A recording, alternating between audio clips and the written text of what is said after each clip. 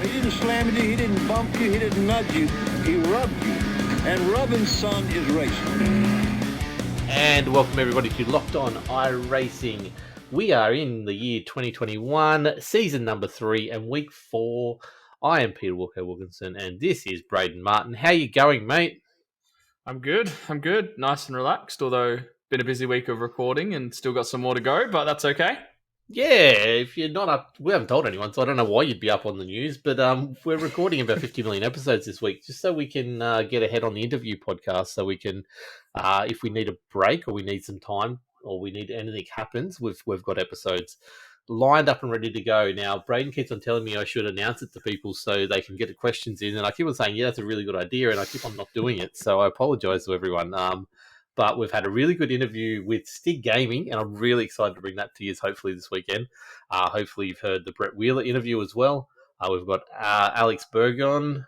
I'm going to keep on pronouncing that wrong, but he world champion at the moment for dirt ovals at the moment. So that's going to be awesome coming up soon. We've got Bo Albert in the works. We have some guy called Jake Sperry, I think, coming up as well. Who we got on Friday? We've got John Hancock from 24/7 Race Control. We've got Clayton Davies in the works. And obviously we'll get to those other SimSpeed people that we haven't got to yet, which is the one we mention almost every week, Jay Kennedy and David someone or other. Can't remember his last name. But yeah, look, it's been really good fun getting to chat to everyone, and hopefully you'll see the fruits of all this work in the next month or so. And like I said, that'll get us to catch up and be ahead and not have to stress so much about getting content out every week. But thank you, everyone who's been listening. Thank you to all the people over in Belgium who got us into the top 5 on the hobbies charts over there on iTunes. You guys are legends, rocking it up really good. Thank you to everyone who's been listening again in America as well. And I know one of them, we talked to him, Stig Gaming's been going right through our back catalogue, so awesome job there. Let's start with Clayton Davies, Simtography, sponsoring the podcast this week yet again. Thank you, you're a legend, mate. Had a really good win. He bragging about. He showed me the link. I've got to watch it yet, but I was on Race Stars TV. I think it is. The race cut out in the heats, which meant he had to go through the C main and won everything right up to the feature as well. So really good effort. But go check out his photography. We got some stuff done, or he did some stuff for us after the great man won the first race for Locked On Racing on Thursday night, which we'll talk about in the results. He did some really good professional shots out of that for us as well. So thank you, Clayton. Definitely go check out his work. It is phenomenal. CD Simtography on Facebook. Definitely worth look. Don't forget, if you haven't subscribed or reviewed the podcast, the reviews are the really important thing. The more reviews you get, the better we look on the iTunes charts or the Spotify charts or whatever you do. More people get to see us, more people get to listen to us, more audience means we can then get more people in to help us out with either behind the scenes work or financially as well. So definitely do that. Definitely check out our Facebook, Locked On Lads, and definitely. There's how many definitely have I said so far? More times than I spun in a race on the week. That's a lot. Yeah, join us in the Discord, lockedonlads.com/Discord, or in the show notes at the bottom. I'm out of breath, so Braden, what have you been up to, mate? Yeah, it's been a slightly busy week. Obviously, the skippies went to Hockenheim, which started interestingly for me, I guess you could say. I jumped on for a little stream, not really paying much attention. It was like kind of early in the morning for someone who was on holidays, and thought, oh yeah, I'll jump in. Been doing pretty well at Suzuka, so I'll keep trying to build that I rating. Jumped in, clicked register for race, walked away from the... Oh, no, I didn't walk away from the PC, but was just sitting there, not really paying much attention. Then the track map pops up. I'm like, that's not different. Suzuka. That's definitely Hockenheim, and apparently the short Hockenheim, which I had never done before. Obviously, we raced Hockenheim for Ozicar, the GP circuit. So, yeah, basically had about 3 laps practice and then straight into qualifying, which wasn't great. I think I still qualified like 5th or 6th or something because the split was pretty low. It was top split, but the strength of field was pretty low. It was only like 1,700 or something. And it was good. until I think I started 5th or 6th and was up to about 4th or 5th. And I was sitting behind a guest of the podcast, Daniel Gray 10. No, you told this story last week. Did I? Yeah, we punted.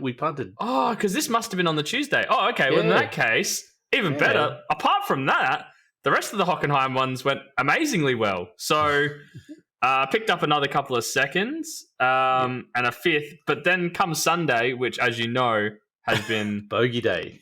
Not a great day for me at the moment due to no issues of my own, but just no, definitely not you leaking iRating like a bucket with a hole.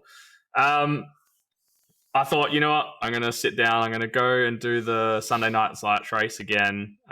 See if we can get some points out of second split this week. Decided to stream it, which was good. Sitting there waiting, did a few laps practice because I only jumped on just before the race started. But I'd done enough laps at the track, so it was okay. And lo and behold, I made the top split race. Made the broadcast race, car number 20. So it was a 20-car field. And yeah, I managed to be the last car in the 20-car field making the top split race, which I was so nervous about. Like, if you go back and watch the stream, like, I was just mega panicking, thinking that I was just going to lose all this iRating. I was going to ruin someone's race. It ended up being a really good race. Sean Doyle was in there with us. Russell Clark was in there as well, representing Ozicar, or he was, I guess, representing Team Milo.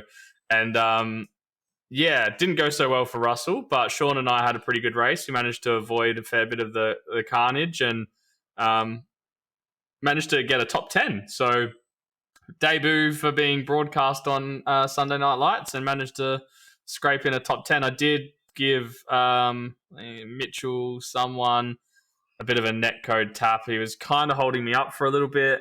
I felt like he was anyway. Netcode taps you keep on giving people. I know. Well, this one generally was. I stuck my nose up the inside and he, I was on the curb. I was going to make the corner. He turned in, which, is probably right. He probably didn't expect me to put my car where I put it, because I'd been a bit more patient the rest of the laps. And just as soon as he made any kind of turn towards me, bumped him off. I didn't get any damage or anything. So, unfortunately gave him a bit of a spin. But then Sean was very, very kind to me, just sitting behind and, probably had a couple of chances when I made mistakes where he could have pushed the issue to try and overtake, but I think he was just a bit the same as me and pretty happy just to be where we were. Mistakes? I don't understand. Do you do that, do you? I do, yeah. Quite regularly. In fact, it just seems to be a little bit less regularly this season in Ozicar. And then, obviously, I'll come to Ozicar last. So that was good, a 10th in SNL. Certainly happy with that. Very good job. I'm sure we'll hear about later in the results too. I'm sure you'll get a bit of a write-up. Or a bit of a shout-out from the one and only Alex. Done a bit of streaming, which has been good. Got some new pedals. So that's been interesting. 3 seconds off your laps. Nice. So got some new HE sprints, which has been interesting. My right leg is now in severe pain.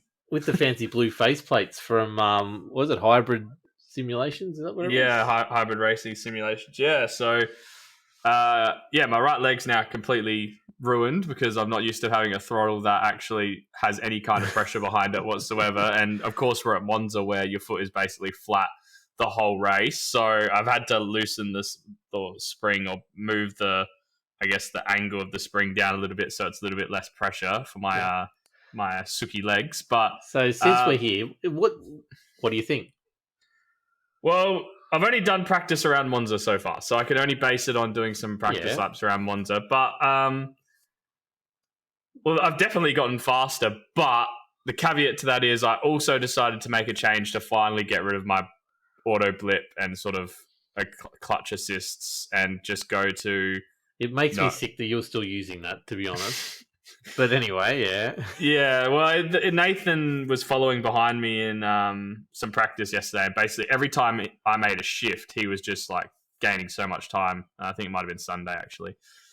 And I just thought, you know what, while I'm learning new pedals and trying to, find my way through them, it's probably the best time to just take a dive in the deep end and give it a go. And instantly I started noticing, especially around Monza, because there's so many straights. Like I was gaining a tenth and a half just on the straights by not losing that time in shifting. So yeah, that's certainly helped. So it'll be interesting to see how I go in a race, though, when I'm thinking about lots of other things, not just going around in circles. So yeah, so far so good. Definitely enjoy them. I feel like I can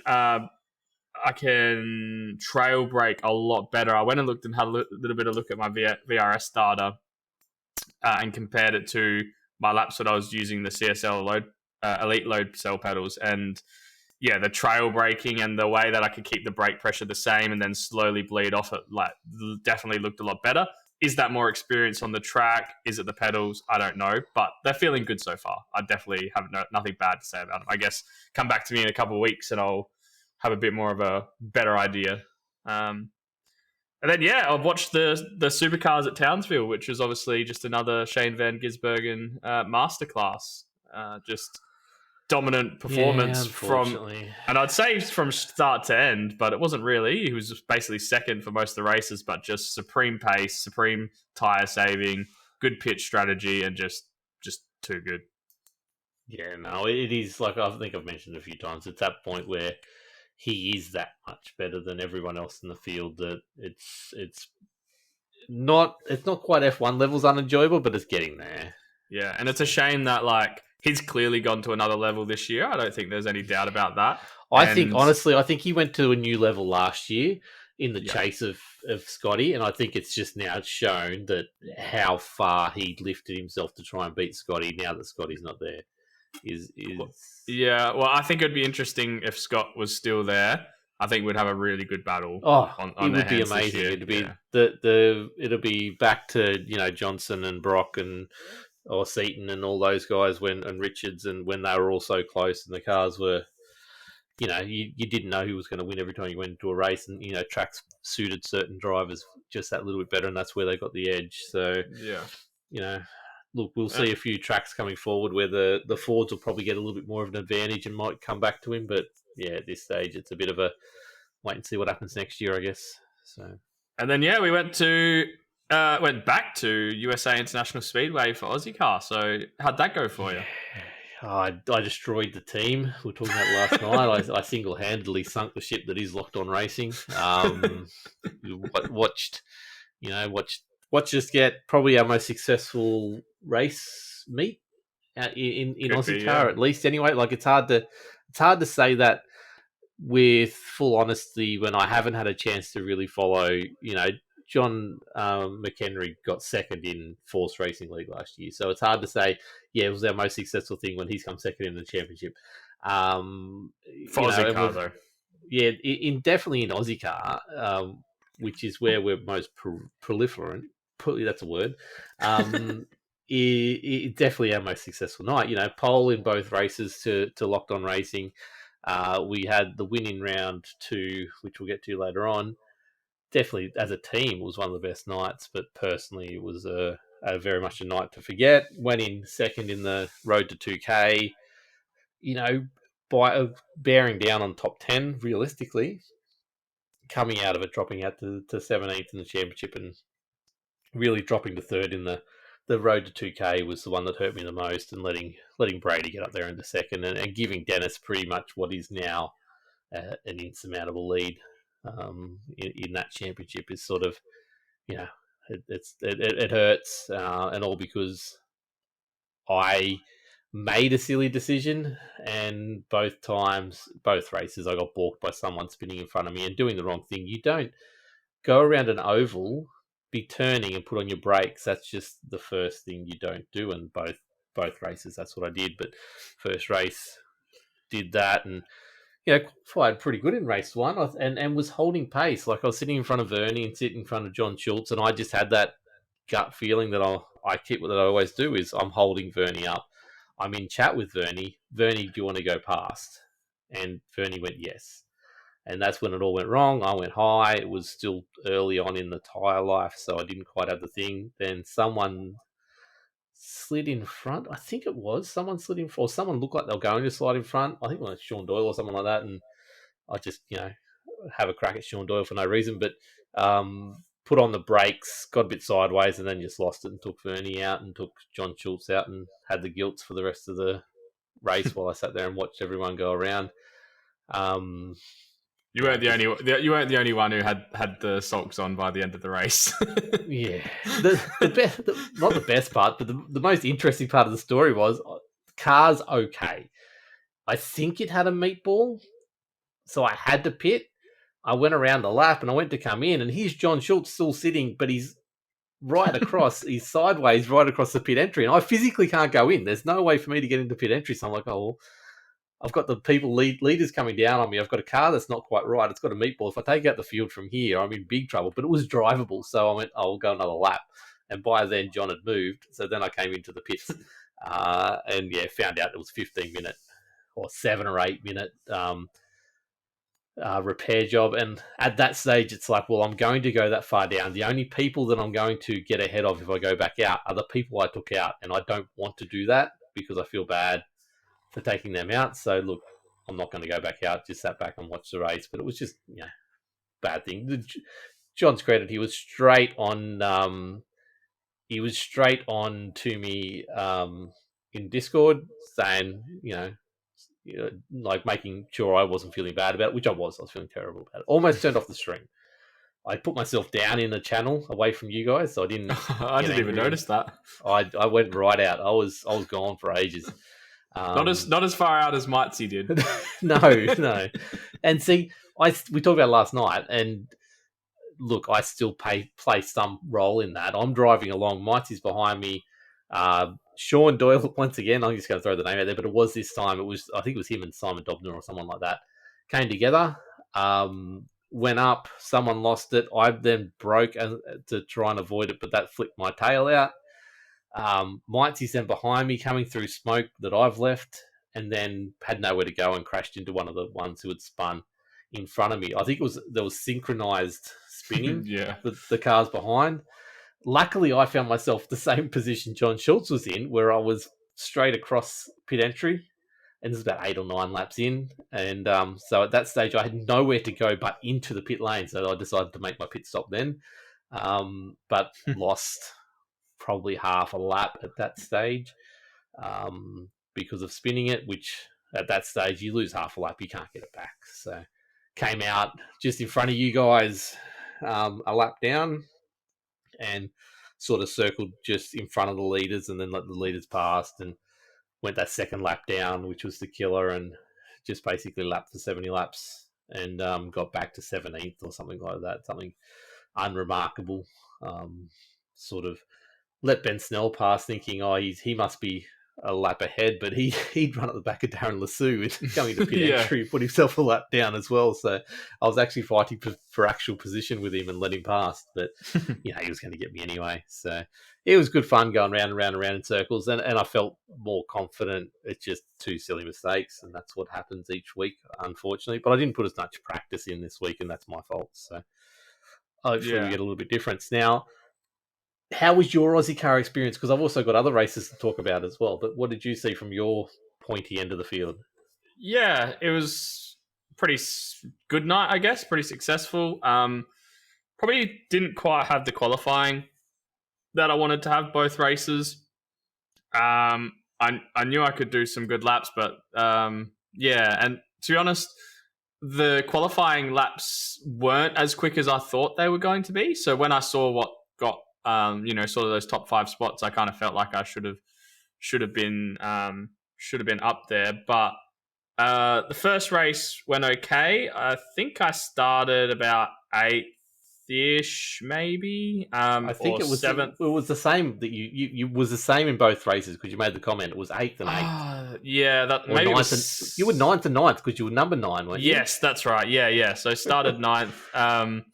Which was okay. So started 9th and made up a spot or 2 early. I think it might have been Jeremy or someone who was in front of me, and I think got like not a great run, or someone sort of checked them up a little bit and meant that I was able to sort of push up on the inside and work my way through. But then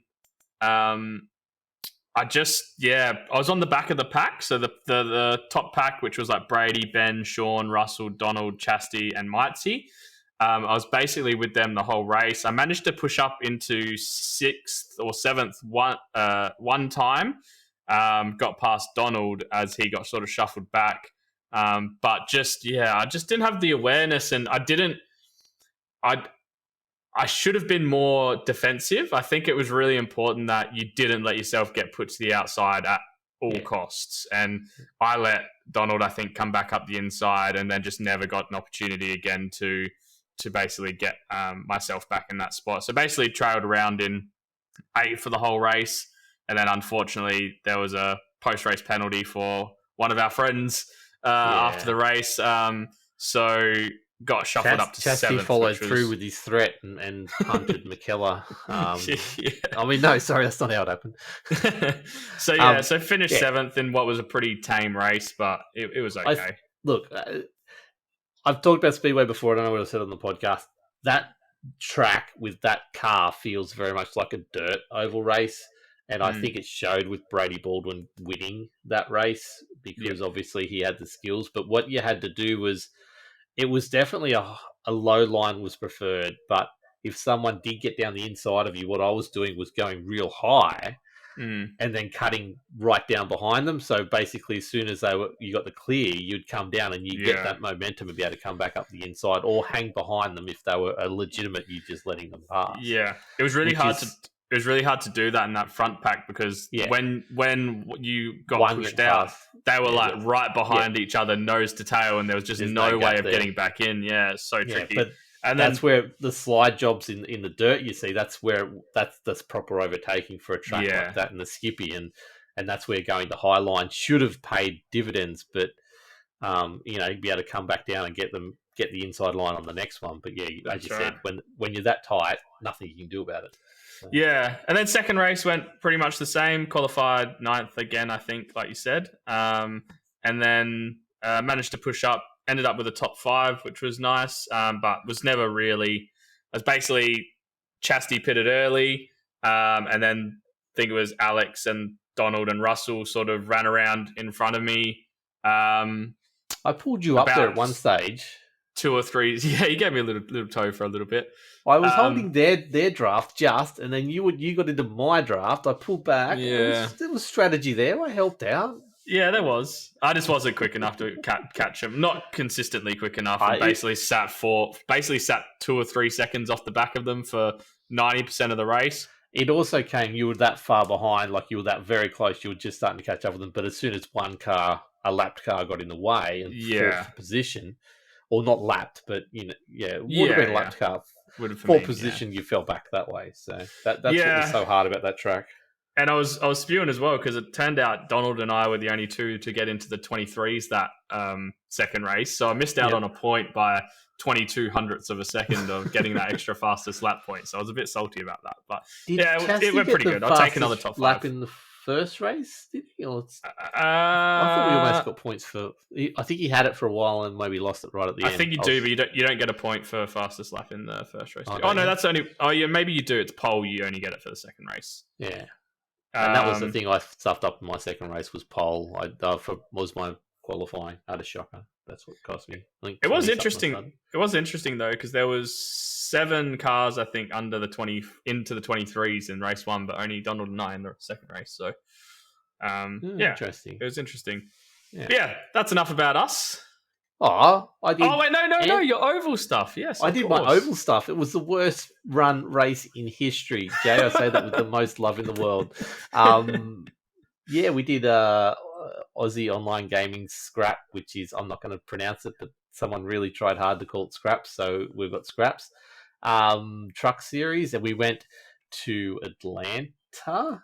I'm thinking. I think so. Yeah. And so the first problem was we started the parade lap and we had 255 fast repairs instead of 1, and everyone sort of joking around said, "Oh, this is cool." And then we're like, "Hold on, we need to work this out. Are we using them and abusing them, or are we, being the honor system and only using 1?" And they just came up with finally, just before we went green, that just use them. Whatever you want to do, just use them. And that was cool until halfway, 3/4 of the way around the first lap, someone's got airborne. Cars are going flying. I've had to pull off the gas, let everything go, and then I come out the other side half a lap down because I've had to slow down so much, and there's no yellow flag. I do a couple laps, and I'm like, over comms, is anyone finding it weird there was no yellow flag at the moment? And like, yeah. And then all of a sudden the discussion, yeah, it doesn't look like there's yellow cautions in this race at all. And then watching the broadcast back, commentators Jay and Cam Dance, I believe, had no idea this was going on until about lap 40, 45, 50, which was when I'd finally given up to the leaders were just starting to come through. And you watch it on the thing, I'm just ahead of being lapped. And then Jay decides, because there was a crash, Ryan Jones spun. And he goes, Standard. he manually does the caution flag. So if I had been couple more seconds that he pressed it, I would have been a lap down. I wouldn't have got the position back. But because it was just at that split second, I could go and loop right around, change my tyres, come back out, and we go again. And did okay, was holding on, battling away, and then we get down to the final couple laps. I got plenty of fuel. I've got the tyres are in pretty good condition. And then there's another caution, and we're like, that was a weird caution as well. yeah, I'm like, there's a caution here. I don't know. Look, I understand probably why, but you're 5 laps out from the end of the race. We're going to be under caution for 5 laps.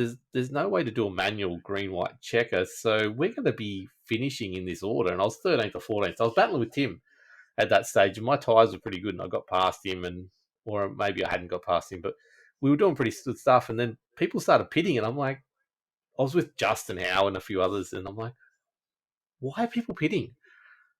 This is the order we are. If you stay out, that's what position you get when we cross the line. They're like, they're getting ready for a green-white checker. I said, no, physically can't do a green-white checker. This is going yellow across the line. Oh, yeah, it is. Let's just stay out. And Justin did the same thing, got 4th. I did the same thing, got 10th. I got held up by a car that had pretty much blown its engine, so we had to go really slow. So the cars that pitted actually got back out in front of us instead of me getting right around and getting in front of them. So I could have got well and truly in the top 10, but for that. And then, yeah, the race was finished, and that was the end of it. No championship points because of all the stuff ups, and that was the end of the race. So hopefully tonight goes a little bit better. Yeah, New Hampshire tonight. I've done more practice laps than I've done for any scraps race so far, which generally isn't a good sign. But I'm looking forward to jumping in the stream and having a watch. Yeah, no, it's going to be good. It's interesting because the first race of the season where the brakes are actually going to be used. New Hampshire's got pretty much next to no banking, so you're going to have to brake and then accelerate out. And in a truck, accelerating out at the best of times is a nightmare. But New Hampshire's going to be interesting for that first 4 or 5 laps. So. Actually, I have New Hampshire, so I could even come and spot for you if you need. You could, yeah, because you've done it. It's a skippy track we've done many times, actually, 2 or 3 times now. So I'll have a think about it. I might have to hit up Stig and find out how to spot. How to spot. Like I said, if you want to spot for me, it's a nice, easy thing. The cars are 2 seconds ahead. The cars are 3 seconds ahead. The cars are 4 seconds ahead. Look out for the leaders. Pull over. So yeah, that's what happened. It was good fun. We're ready to go for tonight. That's all I've been doing is practicing all week for Monza and New Hampshire. So yeah, let's get into the news. Brought to you by CD Simtography. Like I said, check out Clayton's photos over on CD Simtography. Go order yourself a nice little batch of dirt photos. Even just hit him up for some any kind of photos. He's done really good stuff. So CD Simtography, go over and check that out. But the latest in the news. So we've got a little special one for you this week. First thing off the rank is a friend of mine's daughter, Grace Howard, got the call up to Formula Women's competition over in UK for 2021. So I was able to get Grace in for an interview yesterday. So she tells us all about what it is and what she's excited about it and what she's going to do, what she expects to get out of it. But it is a really good listen. So take it away, Grace. Let us know what Formula Women is all about. And welcome, Grace, to the podcast. How are you today? Good, thank you. We've got a lot of exciting stuff to talk about because you are part of Formula Women's experience, Yes. which is happening overseas. Yes, Explain in the UK. to us what Formula Women's or Women's is. So basically, it's a televised competition in the UK for women who have little to no experience racing. Anyone from around the world can apply, but you complete an online assessment, and then there are track days assessments, and then from there, 16 finalists go through to the next round of on-track assessments, and the winners are awarded the prize of a drive in two McLaren GT4 race cars in the UK GT Cup Championship during 2022. Wow, that just sounds amazing. All of that from start to finish. What experience and background do you have in motorsport? Obviously, part of it was having little to none. But what's your background with motorsports? Well, like I obviously don't have much experience racing, apart Yep. from go-karting a couple of times when I was little. But I grew up watching the V8 supercars with my dad, and then I've kind of just gone, like as I've gotten older, I've gone more into Formula One and just more into the motorsport world. Excellent. What's your favorite teams or drivers? Definitely McLaren and Yep. Daniel Ricciardo, obviously being an Aussie. Yep. No, But yeah. yeah. Do you watch much V8s anymore? Occasionally I'll watch it of a weekend with my dad, but not very into it at the moment. Okay. So, how did you find out about Formula Women?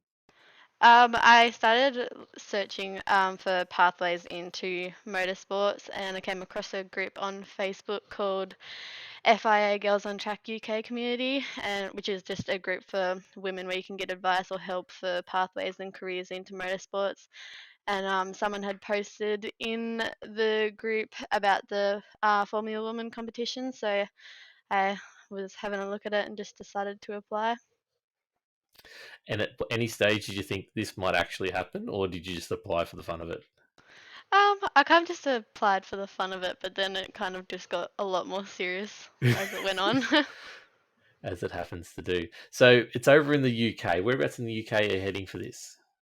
um, Not totally sure, but because all the track assessments are kind of just taking place all around like the Hmm. country. Most of them are in the UK, but they're setting up different assessments at different tracks for people that are out of the UK.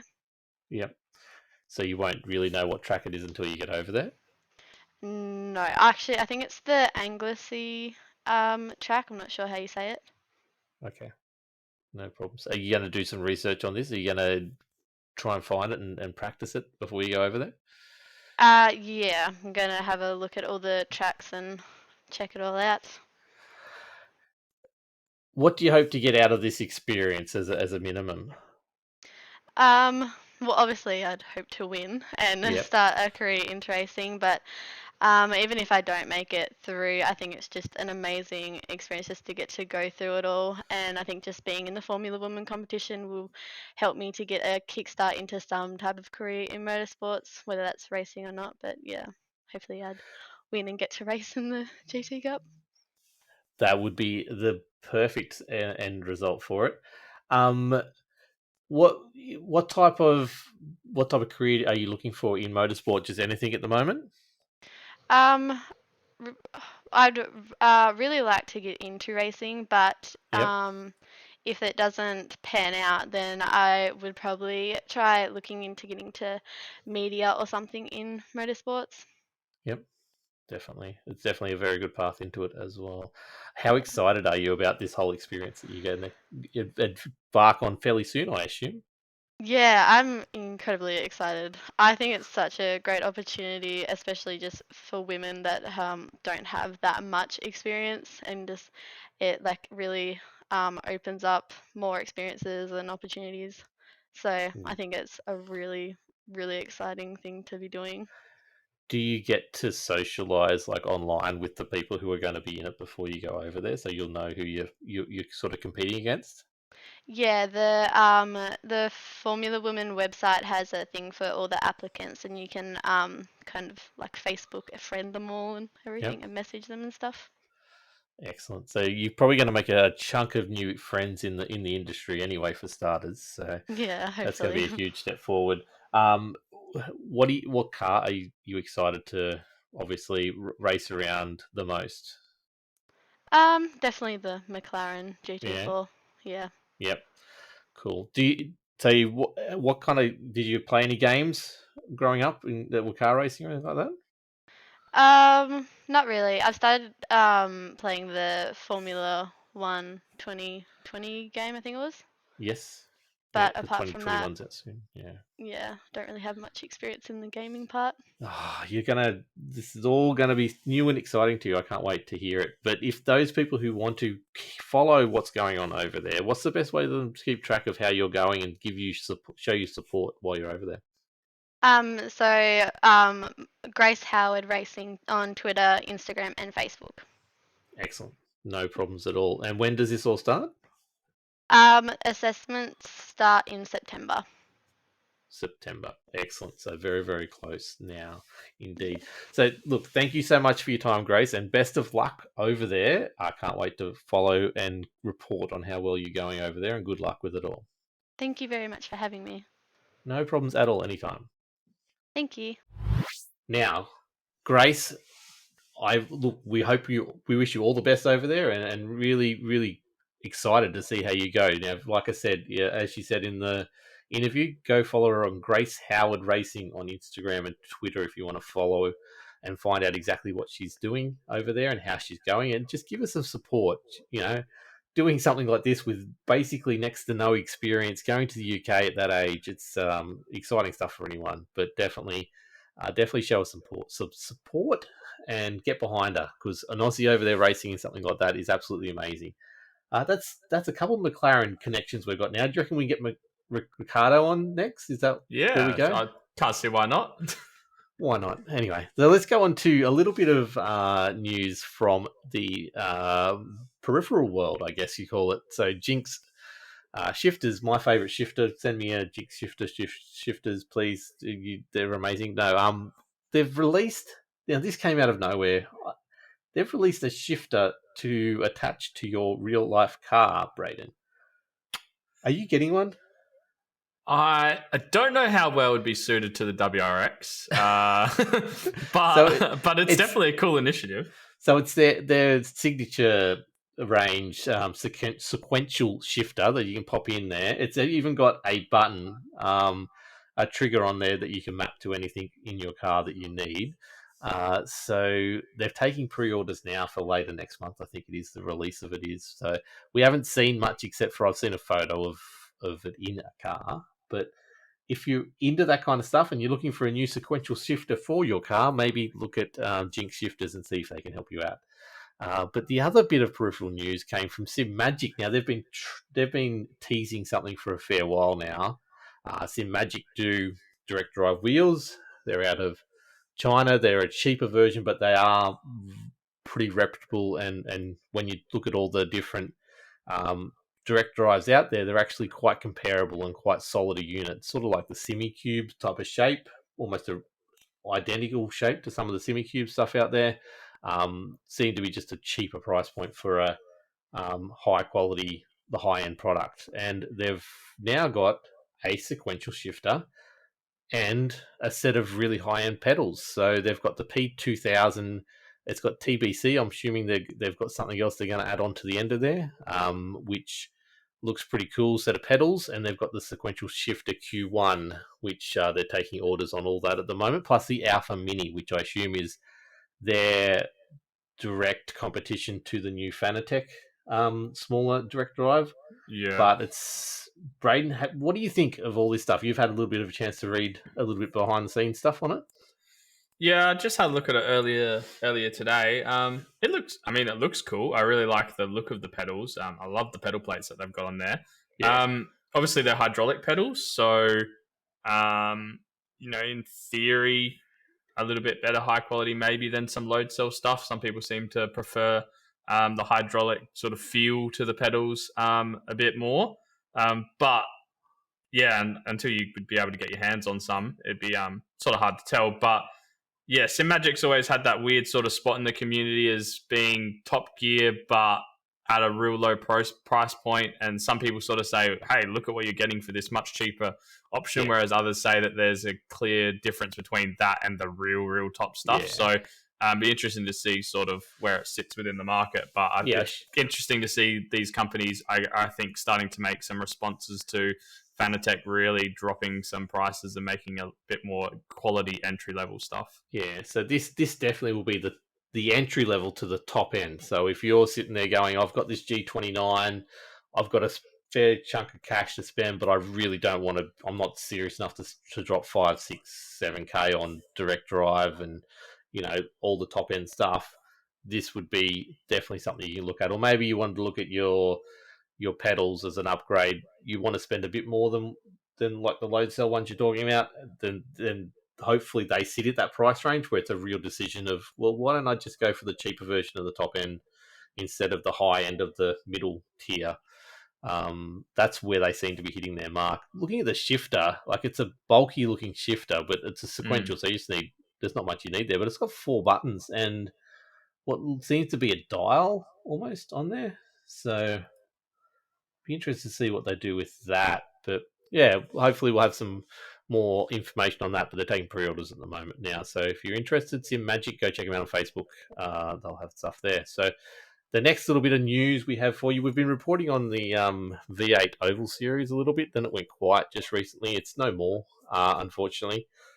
But born from that is the Australasian Super E-Series, which starts this Sunday night at Talladega. So if you're interested in taking your favourite supercar around an oval left a lot of times, testing yourself up against some of the other best oval drivers in Australia in Fords or Holdens, then definitely go check it out. So it's the Australasian Supercar E-Series on Facebook. They will be able to get you into a Discord or just write in that into the league section of iRacing as well. We'll get you there.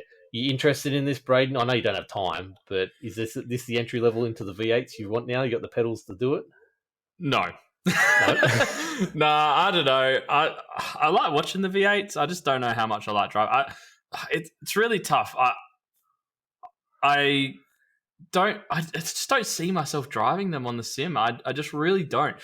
I'd see myself doing some other oval stuff before I did a V8 oval series. I think the series is cool, and for anyone who's into that, definitely check it out because we'll run a really good series. But it's just not for me. I think my love for being able to see my wheels is too strong at the moment, and any cars that aren't going to be cars that I can see my wheels, I feel like will be in the GT3 range just because of the options for basically doing the endurance races and stuff like that, or be in the LMP2.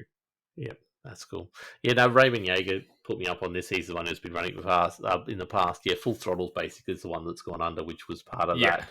So good luck to him and himself and the others. Look, I'm keen. If I had another spare night in the week, and I wouldn't do that unless I was not married anymore, then I would 100% be in this. And look, if things move around and maybe the trucks fall away, but I don't think they're going to, then this would be another really good option for you. They are announcing a broadcast person at in the next day or two, so it will be broadcast full series. So if you are interested in a fully broadcast V8 Oval Series, go check that out. The final thing, we were going through looking for patch notes, which there is a patch today. We don't have notes for it though, so we'll report on that next week. But we found a little post in the forums from iRacing themselves. They're asking for alpha testers. So if you go to the brand new forums, go into the job opportunities, which actually then gets you back to the iRacing website. No, it's a post. It was a separate post in the staff area, sorry, and it was asking for alpha testers. So if you have got a couple of hours a week, you don't need a lot of computer awareness, but you just need to be able to have an iRacing account and some spare time to basically do a few things they say, and then sign an NDA and not actually talk about it. Then go check it out. Braden, did I miss anything, or what do you think of that? No, I think that was pretty much it. But yeah, it'd be interesting to get a look in from the outside, I suppose, and test some pretty cool features that I'm sure are coming. I assume this is for the year 2022 release stuff that they're trying to iron out. So hopefully weather that's raining, or maybe just more AI, because there was some AI stuff in there that you had that they wanted to test with as well. So it'll be interesting to see what they've got up the plans. But yeah, if you're interested, go to the forums and do that. So that wraps up the news. Let's go into the results. Braden, I think I watched this race Ozicar round 4 of Formula V's went to... Where did they go to this week? Okayama? It was, Okayama Short, I think. I don't think I've watched this race yet, to be honest. There you go. So what happened in... I've been so busy. There you go. So Okayama, Formula V's, it's not predictable, but it is predictable. What were the results, mate? Race 1. Yeah, so results for race 1 saw a little bit of action. So championship leader came together with new driver Chris Noble on the straight of all things, and ended up being a bit of fallout from this round over in the Discord. So a couple of changes to the series, I guess. There's a few drivers on last notice for this season, and basically all demerit points. So if you're not familiar with the Aussie car system, basically 15 points for a warning and 30 points for a post-race penalty, and with 100 license points in total, meaning if you rack up basically 3 incidents and a warning or 4 incidents, you spend a round out. So all incident points have been doubled for the remaining 2 rounds. So people on 60 points already are on their last warning. So Ira basically had enough with some what he called not very smart driving. we'll put it at that. And yeah, it's caused a lot of championship movements based on some of the driving. And as you know, and you know, being part of the Skippies, Ozicar is probably one of the cleanest series out there. So I think this is Ira putting his sort of clamp back down on the series to make sure that it gets back to being what Ozicar is first and foremost, which is fast and fair racing and clean racing. And it happened once upon a time in the Skippies as well. And I think the series has been much better for it. So we didn't get the double demerit points, but we certainly got a talking to. So quickly, on that note, we forgot. So last week we recorded news and results, and then literally an hour or so later, Ira sent us through a message with some news. And then we completely, obviously, couldn't add it in. Of course, and yes. We forgot to add it in this week. So quickly, let's touch on it. There is now a league association, basically. All the leagues have got together, and they're going to be sharing information about bad drivers. So have you got the name of it there? Yeah, so the Australian New Zealand Leagues Association has been put together. And effectively, from what I can see, is that it's to give league owners the opportunity to sort of know a bit more about who's coming into their league and beforehand, I guess, be wary of anyone who's had issues in the past. And I guess it's not solely driving standards. I think at the moment in the community, a lot of league owners feel like there's a lot of aggressive and abusive people floating around the community who will get quite abusive towards league owners or race control when things don't go their way and things like that.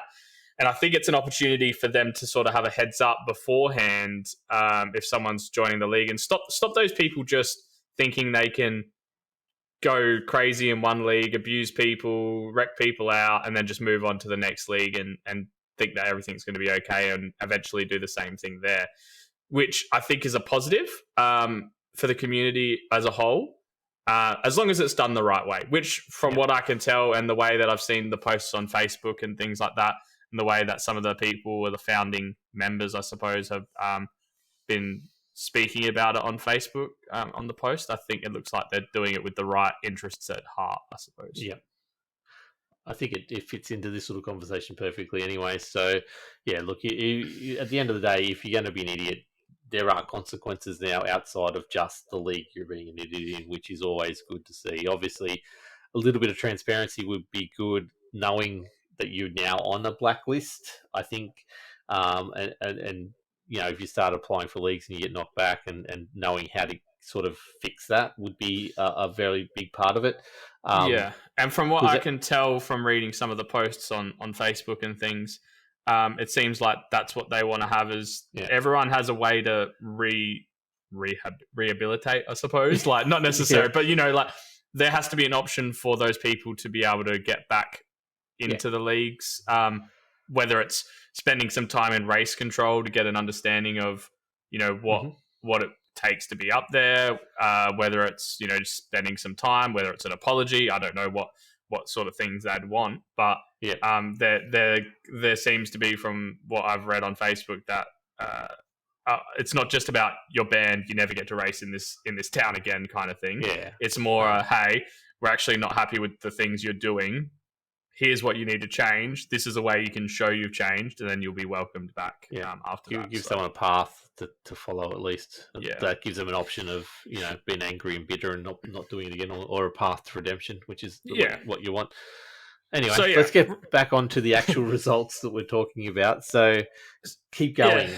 So race 1 was taken out by Cameron Dance. Predictable, some may say, himself as well. Unfortunately, like I said, there was the issue with Alex McKellar, which has made it really difficult for him in the championship now. He ended up finishing in 33rd and 12 laps down, which is making it real difficult for him to catch Cameron Dance now. But that's racing. So Cameron Dance from Daniel Hederscheid, John Schultz, Aidan Schultz, and Mitch Dean are your top 5. Can I really shout out too there? Like, Daniel Hederscheid's doing really well at the moment. That second is I know they lost some people in the race, but that's a really strong effort. And Aidan Schultz, we've had him on the podcast before. Coming from where he's come from to just start racing road stuff and starting 14th, come to fourth. Sorry, it's a very good effort as well. Yep, for sure.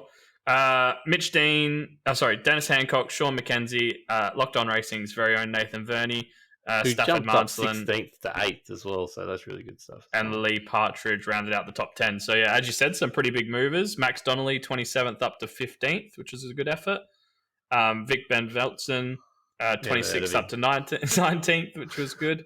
And then Aiden obviously making up the 10 spots to get into fourth was pretty impressive as well. Did you say Max Donnelly then? I did, yeah. Yeah, because check out his streams as well. He does stream the races if you are interested. He pops the link in the Ozicar all the time. But good kid. So very good. Second race, the racer who was involved in that incident, McKellar, on debut in the series, got his first win. So Chris Noble actually took out the second race, starting from second, finishing in first ahead of Cameron Dance. Some might say that wasn't so predictable, Cameron. Who knows? Alex McKellar managed to fight hard to get third. Lee Partridge fourth. Dennis Hancock fifth. So pretty consistent night for Dennis.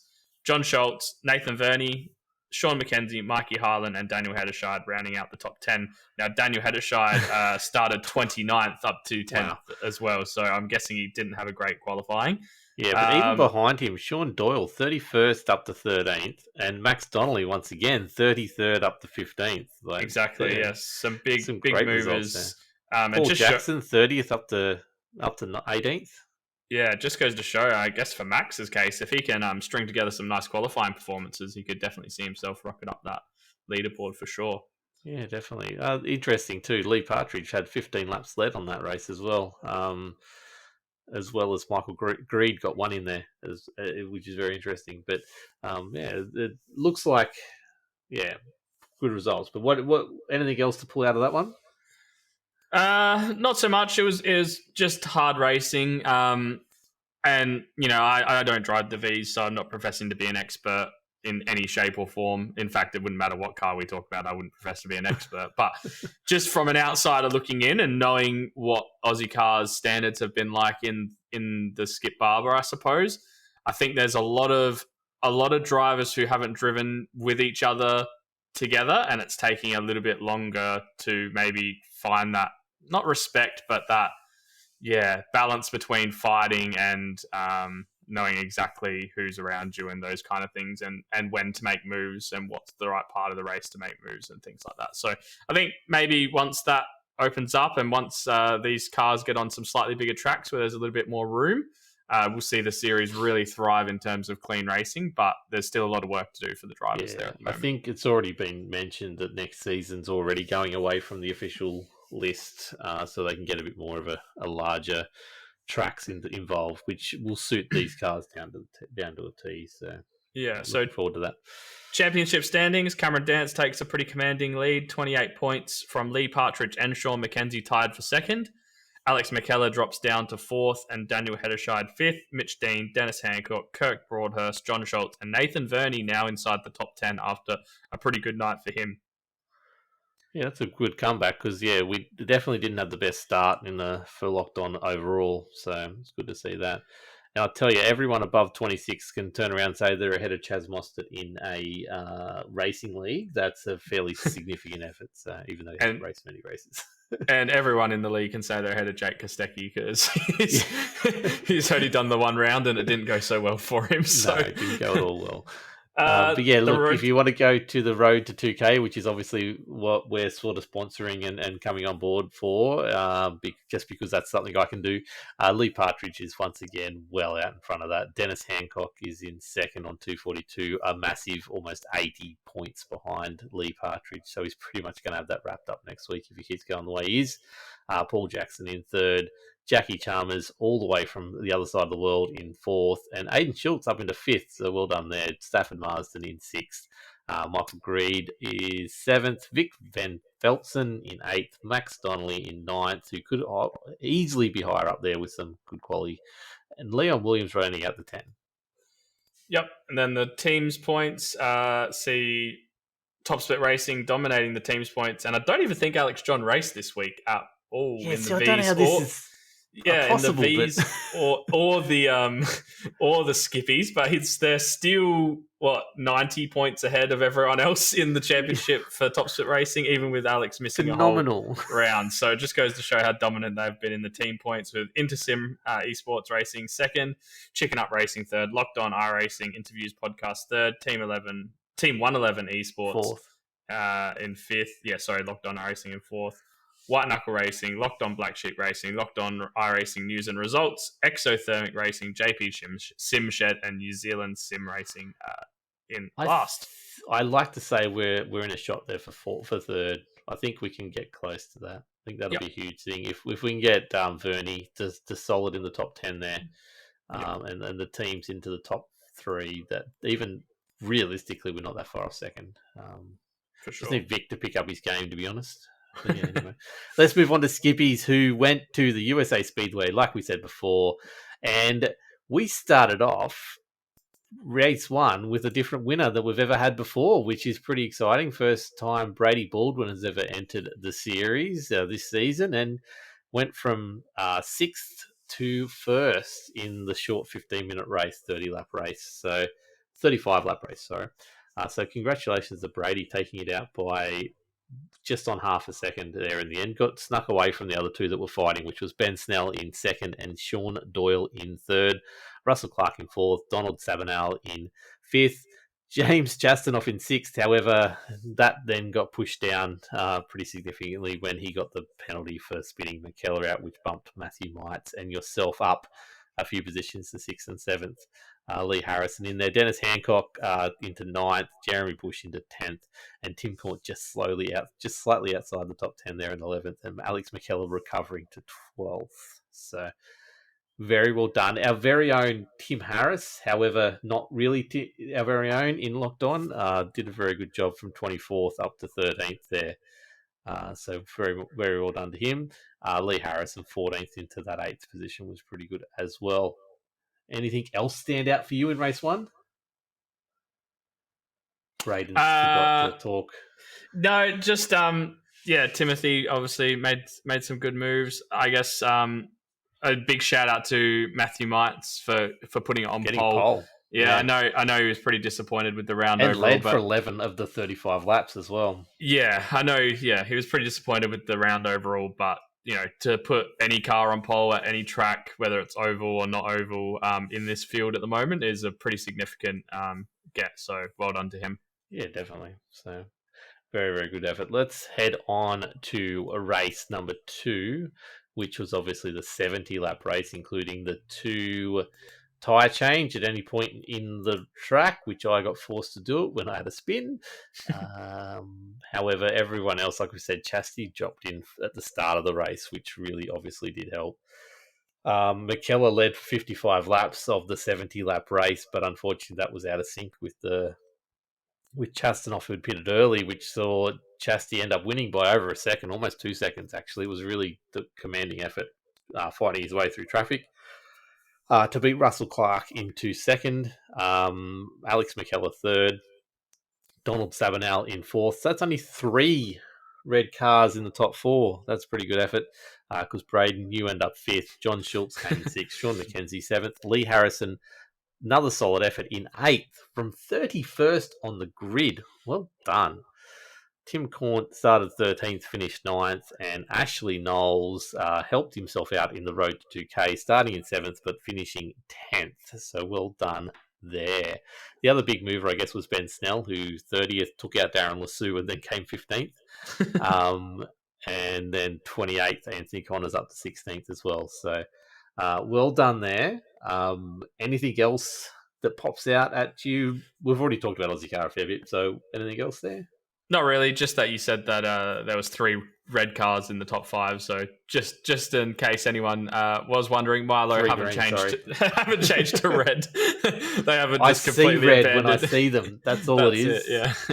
Sorry, red. I think we covered it pretty well earlier. But yeah, good job to Chastity. I know he's been working real hard on getting a win.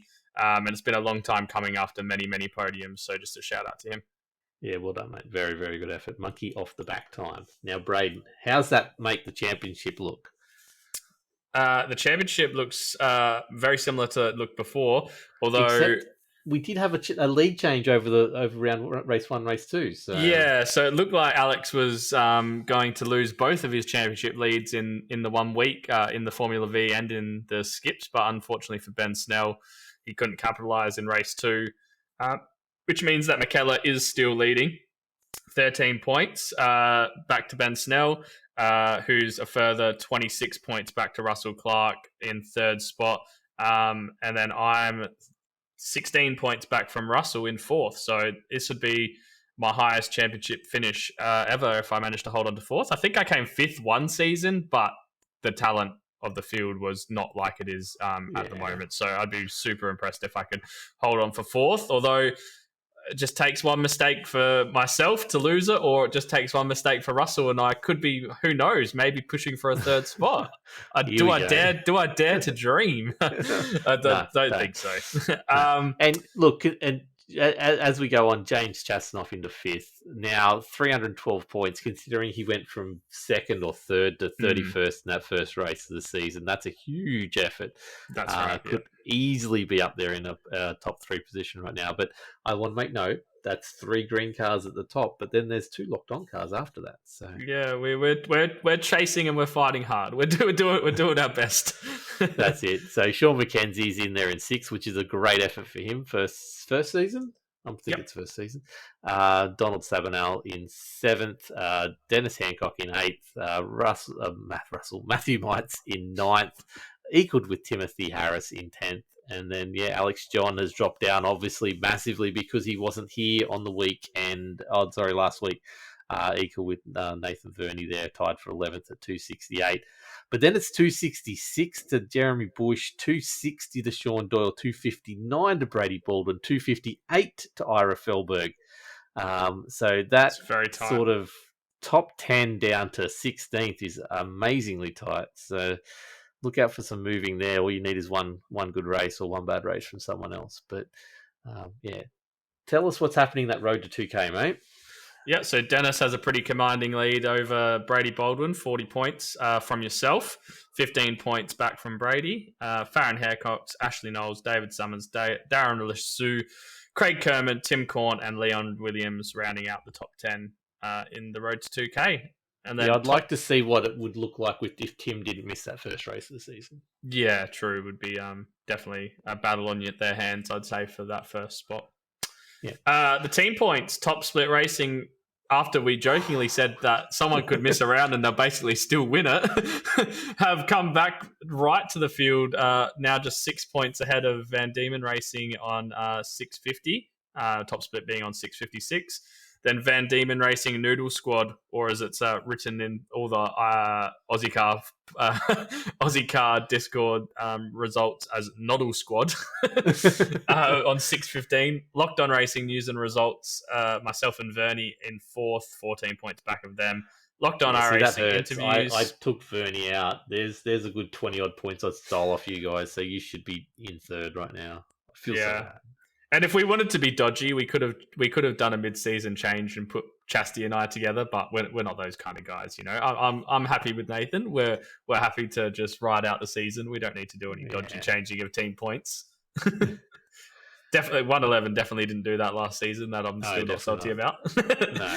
No. White Knuckle Racing, Locked On Black Sheep Racing, Locked On Lads the Man Cave, Missed Apex Racing, Rookie Racing, First 11 Racing, White Knuckle Racing 2, and then 111 Esports, the last of the two-person teams at the moment. There you go. What a fall from grace. 111 Esports is. There's only one team there, and one of them, and it's only a single man driver basically these days. We'll hopefully hear more about that later. Let's go to ANZCAR. Carl Withy once again is here to bring you all the information. Now I watched the trucks last night, which will be not before, which will be reported about next week. Really good racing and really good to see some solid stuff happening there at the moment as well. I think they went to Martinsville, but here's Carl Withy with all the latest ANZCAR. Take it away, Carl. Hello chaps and chapettes, and welcome to the ANZCAR recap here on Locked On iRacing, your home for the best Aussie sim racing action. I'm Carl Withy, and tonight we are starting off with round 9 of the second season of the Truck Series, where we headed to the historic Brickyard, Indianapolis, for 75 laps. Andrew Dyson would start from a storming pole position next to Jason Martin. The two would lead away, but would have to fend off fast-charging Ryan Jones in the early stages. Martin would retake the lead, but Dyson had fallen back, preserving his tyres, and would mount a comeback later in the race after the pit stops. The race ran green all the way to the end, and Jason Martin would lose the lead of the race around the final corner to Andrew Dyson, who took the fantastic victory. Results were first Dyson, second Martin, third Foster, fourth Russell, and fifth Micklemore. Foster still leads the championship on 353 points. Second is Martin, 25 points off the lead. Third, Micklemore. Fourth, Nathan Clark. Fifth for Raymond. Sixth for Robbie. Seventh for Norman Clarks. Eighth for Phelps. Ninth for Finley. 10th for Wellman.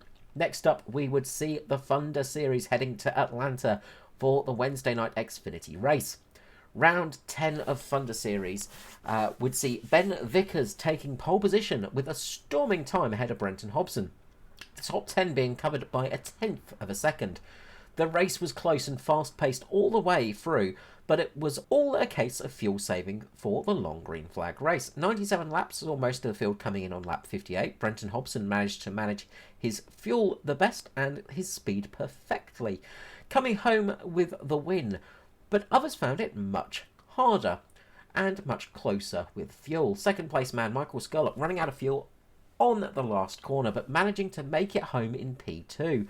Others were not so lucky, dropping back a handful of positions. The big winner, though, was Lachlan Capel, taking home a P3 on his debut. The race was thrilling to the end and well worth a watch on replay if you can get it on FGM eCast. The results were first Brenton Hobson, second Skurlock, third Capel, fourth Gallagher, fifth Phelps, up 15 spots in the end. The championship looks like this. Gallagher first with 369 points. Second, 42 points down, is Phelps. Third, Micklemore is 67 off the lead. Fourth for Donnelly. Fifth for Norman Clark. Sixth for Hobson. Raymond, seventh. Eighth is Davidson. Ninth is Hunter. And 10th is Finley. The Cup cars would race for 130 laps around Atlanta for round 21 of the series. Andrew Dyson would take pole position next to teammate Philip Worley, but their night would not go to plan, with mistakes in pit lane costing them the chance for the race win. Other drivers, Pearson and Schultz, would suffer technical issues with the servers and miss the start, unfortunately. The race would run green, giving ANZCAR 455 consecutive laps of green flag racing in the past 5 races, with Trucks, Xfinity and Cup combined. A fantastic result from all drivers, great driving standards from everyone. With the race running green, it was all down to teamwork at the front, as the Mitch Motorsport drivers Micklemore and Martin would take a 1-2, using a great strategy to pull out the win. Foster would finish third. The results being Micklemore first, Martin second, Foster third, fourth for Skurlock and Danny G in fifth. Championship standings are Micklemore first with 766 points, Martin in second, 58 points down, third for Skurlock, fourth for Gallagher, fifth for Danny G, sixth for Foster, seventh for Pearson, eighth for Dyson, ninth for Raymond and 10th for Dreher. We hope to see you on FGM eCast for all of your ANZCAR racing needs. The best oval racing in Australia at the moment, if you ask me. Great stuff over there as always. And a big thank you to Locked On Lads, Locked On iRacing, for keeping us going and for bringing you all the best Aussie online racing. Back to you guys. Thanks for that, Carl. And after a week of ANZCAR, we're going to move into more FGM eCast stuff where Carl was commentating yet again on it, which is Auspass Pro-Am series that was run and won last night. We have Locked On Racing in there with the form of Tim Harris driving the BMW in the AM part of the Pro-Am. And he did really well. Came 29th in a 54-strong field, so well done, Tim. But the big news of the night was Andrew Dyson himself took the win over one Shane Wallace in second after Shane won the first round and then flew back to race in the second round. I mean, he turned up for the second round and couldn't quite get the job done. Lost by 4 seconds to Andrew Dyson, which is a really good effort for him. Luke Turner in third, 11 more seconds down the track. Joshua Fitt in fourth, and then Jeffrey Connell in fifth. We don't have any more bigger breakdown, unfortunately, than that. I'm watching their website to try and get a breakdown of the classes and the pro and the amateur part of it as well, but we'll probably start bringing that to you the week after. So we'll probably report on that next week in next week's episode. But we definitely want to cover a lot of this because it's some really good GT racing fun and massive fields, which is always good to see. We've got a few big movers of Brady Buchan and Daniel Cheney, who went from 51st and 48th respectively up to 25th and 27th. 47th up to 19th for Bruce DiCavallo. That's not how you pronounce it, but it's a good crack. Other than that, 17th, 13th for Jason Bentz, and 16th to 10th for Maverick Benson, which is all good efforts. But 15th to 2nd for Shane Wallace, and 10th to 4th for Joshua Fitt. But definitely go check that out. FGM eCast every Tuesday night. Cheer on the sexy-looking BMW that is for Locked On Racing and Timothy Harris, and you won't be disappointed. But going from that to another Locked On Racing good result is Sunday Night Lights. So let's go to Alex McKellar and hear all about Sunday Night Lights. Thanks, Alex. Take it away. G'day everyone, Alex McKellar here, the host of Top Split TV's ongoing coverage of Sunday Night Lights.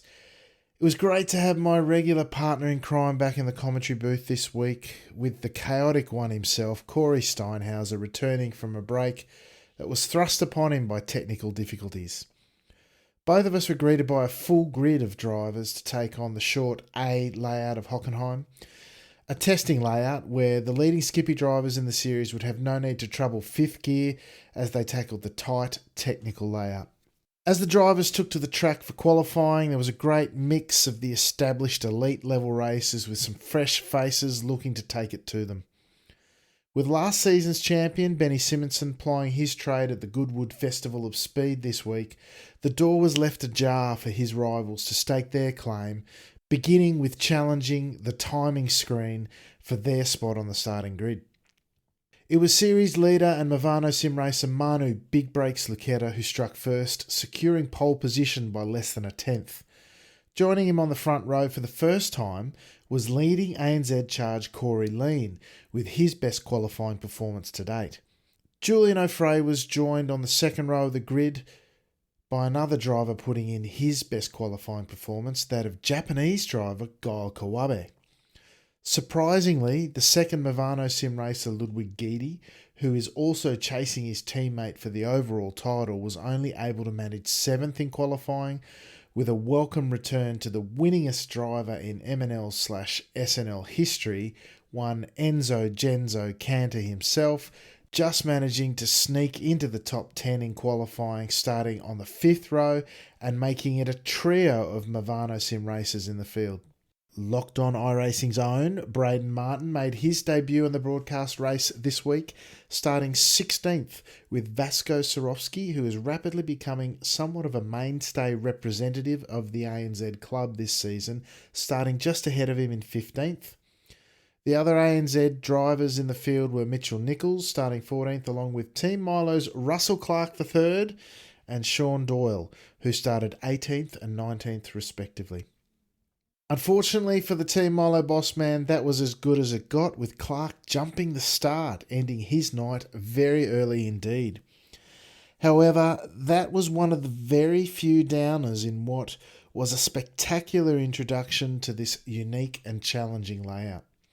Once again, we saw a hard-charging battle pack lead it out, with pole sitter Lucetta quickly yielding the race lead to Corey Lean, who looked to set the pace for the opening stages of the race. The pair was quickly joined by regular frontrunners O'Fray and Geedy, with Kawabe choosing to sit on the tail of the lead pack and wait for his chance to attack later in the race. The testing layout saw overtaking made very difficult, with no long straights and no strong draft usually supporting these passing moves, forcing the drivers to apply pressure to pass instead. This, combined with the relative unfamiliarity of the layout, even to some of the best drivers going around, saw what could only be described as uncharacteristic incidents, with minor misjudgments of the lines through tight series of corners causing incidents on more than one occasion throughout the race. It was one of these moments that saw Geedy lose traction as his right-hand tyres ran over the grass through the infield section, forcing him into the side of Corey Lean and ending the latter's stint in the lead of the race and somewhat breaking up the lead pack. From there, the lead pack was reduced even further when on the penultimate lap, Geedy made further contact with Julian O'Fray in what could only be described as a remarkable netcode incident as the leaders went 3 wide into the braking zone at turn 2. This saw Lucetta return to the front position and open up a gap of 3 seconds that he retained until the end of the race, Lucetta taking out his 3rd victory in 4 races so far this season. In what was an outstanding pairing of skill and patience, he was joined on the podium for the very first time by Guile Kawabe, the leading Japanese driver for this season, securing 2nd place after navigating his way through the remnants of the lead pack. Rounding out the podium for round 4 in his best result of the series was Corey Lean, who recovered to take advantage of the late race incident and finish as the leading ANZ driver on the night in a very strong result. Surprisingly, Geedy was able to continue after quite a bumpy ride on the night and hang on to 4th position, with perhaps the quiet achiever of the night, Enzo Cantor, making it all 3 Mivano Sim racing drivers in the top 5 with his 5th place finish. Other notable finishes include ANZ's Vasco Sorowski with his best ever result with a 7th place finish, and debutants Braden Martin and Sean Doyle both securing SNL points up 6 and 8 positions respectively to finish 10th and 11th. Very admirable performances for the pair in their first time under the bright Sunday night lights. Going around the grounds in the other splits, with the new track drawing a smaller crowd on the night, we're really focusing our attention on one Mark Jeffrey, the SNL stalwart, once again securing good championship points with a 7th place finish in the 2nd split. Having plied his trade as low as the 4th split in recent seasons, Mark is most definitely having his strongest season in many. Turning our attention to the championship standings after 4 rounds, we continue to see Manu Big Breaks Lucetta leading the way, now opening up a 10-point lead over his Mivano sim racing teammate Ludwig Geedy in 2nd, after securing maximum points, including the bonus point for pole, for the 3rd time this season. Julian O'Fray remains in 3rd position on the table, while after securing his best result ever, Corey Lean replaces John Scholz in 4th position as the leading ANZ driver, and with only 3 races in his tally so far, showing that he will be in the fight for the podium positions if his season continues to build. Further demonstrating his strong season to this point, Mark Jeffo Jeffrey rounds out the top 5, once again showing what the SNL series is all about and representing the regulars in the lower splits. Next week, we see the SNL Road Train head to the short layout of Road Atlanta, the truncating of the back straight once again diminishing the effect of the strong draft and promising to bring yet another different style of racing. So join us on track or over on the Top Split TV Twitch channel next Sunday night at 9:15 p.m. Australian Standard Time for some of the best racing you'll find anywhere. It will once again be the place to be on a Sunday night. Thank you as always to our friends over at the Locked On iRacing podcast for giving us this platform to further share the amazing racing with an extended audience. I'm putting out the call once again to the ANZ community to get out there and compete against some of the best skippy drivers in the world and find out how you measure up. But for now, and until next week, this is Alex McKellar signing off. Ciao for now. And thanks for that, Alex. I'm sure Braden will be up there winning sooner or later. I'm sure you'll be fine. Plenty more pink cars coming through the action. But that's it for results for this week. Thank you, Braden, for putting up with me for that long. Thank you. It's going to be another massive episode. But yeah, thank you, everyone, for listening. Braden, where can people find you, mate? Yeah, you can find me at twitch.tv/the1dwade. Streams will probably die down a little bit over the next week or so, but I'll definitely try and stream a little bit more. I've been really enjoying it. And yeah, getting some people over there chatting throughout the races has been really, really good. And then if you want to hear me talk or whinge about anything else, it's at Braden Talks on Twitter. Definitely go listen to him whinge. It's something he does really well. We do Locked On Lads stuff on Twitch, Locked On Lads stuff on Facebook, and Locked On Lads YT stuff on YouTube. So that's the places to find us. Definitely lockedonlads.com/Discord. Hop in the Discord and show us your meat and all kinds of other cool stuff. Definitely. I'm doing it again. Yeah, I stream Wednesday night for Trucks Tonight, Thursday night for Ozicar, and probably definitely the Man Cave podcast this week. If you haven't checked out the Man Cave podcast, go do that. It's really good fun. And hopefully maybe a little bit more content coming to you soon. We got some plans for the podcast we're trying to unveil next year, so we're planning it now. If you are interested in helping out, we do want some on-mic stuff. Definitely want some on-mic talent to help us out. So if you are interested in having a bit more of a front-facing part of the podcast with us, come let us know through the Discord or through the Facebook, and we will see what we can do and see if we can work with you in the future. If you want to join the racing team, definitely hit me up. Let me know through the Discord or the Facebook. But other than that, we'll be back on Sunday with another interview with the one Stig Gaming. Don't miss this one, especially if you're a NASCAR fan. This guy has spotted at races like Talladega and Daytona for the ARCA series, and he tells some amazing stories, especially where he came from to get to that. It's really, really good stuff, and also now a fairly big streamer in the iRacing community, so check out that, and then we've got even more to come, but after that, we'll join you next week. Thanks, Braden. We'll catch you all next time. Have a good one. Bye. Drive safe, drive fast.